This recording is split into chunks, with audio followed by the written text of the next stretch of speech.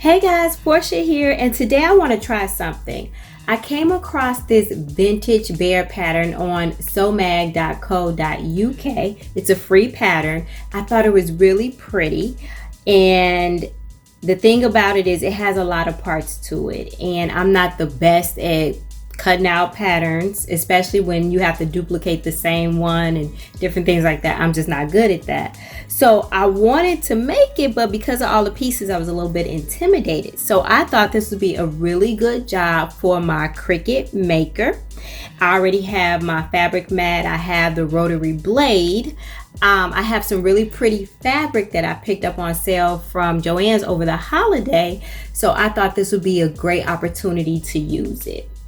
So what I need to do first is get the actual, let's see, pattern. And that is this right here. Need to get the pattern transferred over to Design Space so that we can cut it out.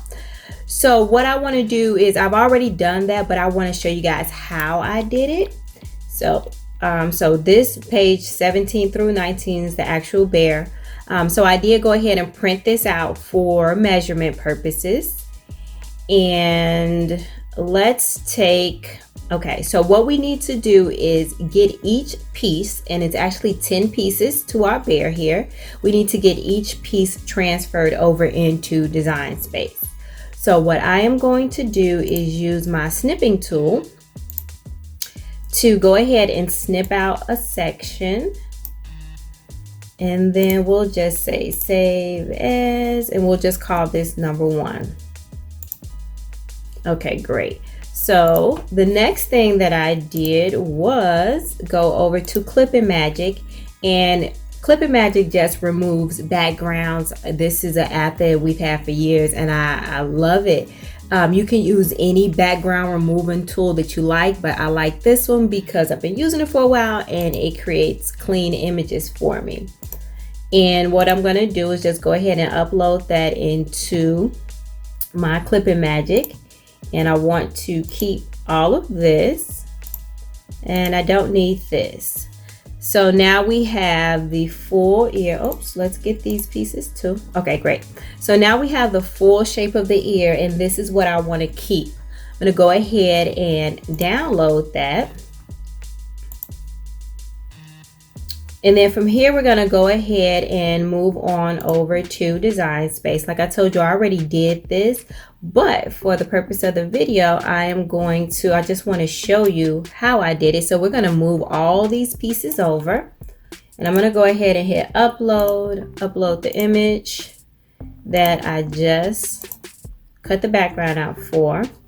And I could have done this in Design Space as well, but I just like to use Clipping Magic. Hit continue. So now we see we have our cut image and we have the shape of the ear. And I could go ahead and just name that ear and hit save. All right, so we are going to go ahead and insert that.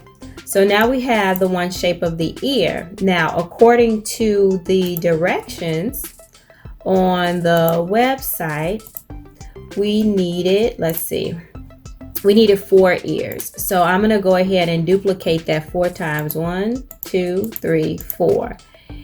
All right. So literally with each piece of our bear, like we see here, I cut out the shape. I did a snip of it. And then I went on ahead and I removed the background. And so that gave me a clean ping to go ahead and add to Design Space. So from there, I mentioned to you guys that I actually have already done that. So that's what you see over here. We're going to go ahead and delete these. So I added them just as they were. And you see they're all piled up. But if you look over here to our right hand side, you see we have the ears that we need. Each piece, this is a paw. These are the legs. So we have everything. So the pattern on somag.co didn't really say what size to make it, but I did print this out like I mentioned earlier because I want you guys to see that this is the guide that I'm following, because it printed out exactly how we see it here. And so when I look at the size over in Design Space, that's the guide that I'm using. So I'm not just guessing at the size, I'm using what's already there on the paper. So I'm actually happy with what we have here. So like I said, bring all the pieces in according to how many that you need.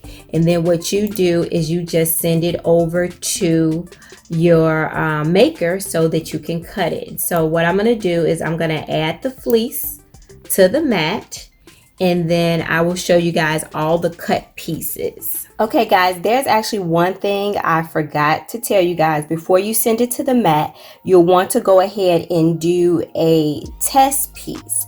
So I use the head as my test piece. And what I wanted to ensure was that the test piece was larger than my printout to allow for a 1/4 inch seam allowance. So this is just regular construction paper. And if I hold it up to the light here, you guys may or may not be able to see it, the dark line through the pink. This is allowing me to see that my test piece is indeed larger than the actual printout. When I brought the pieces into Design Space, I kept them stacked. This allowed me to adjust the size on all pieces at once, and no one piece is out of proportion to the other. So now we can go ahead and send it to the mat. All right, now, so we have all of our lovely pieces. Each group, let's just say, matches up. It's the exact same size, which is the part that intimidated me. I'm quite sure I could have done this by hand, but I got a Cricut Maker. Why not, right? So let's go ahead and get this thing sewn together, and we are going to figure out whether or not we have a vintage bear or a Frankenstein. So we are all done. Shout out to Sew Magazine for such an awesome pattern, very easy to follow. But yeah, my initial question was, can I cut this multi-piece pattern on the Maker?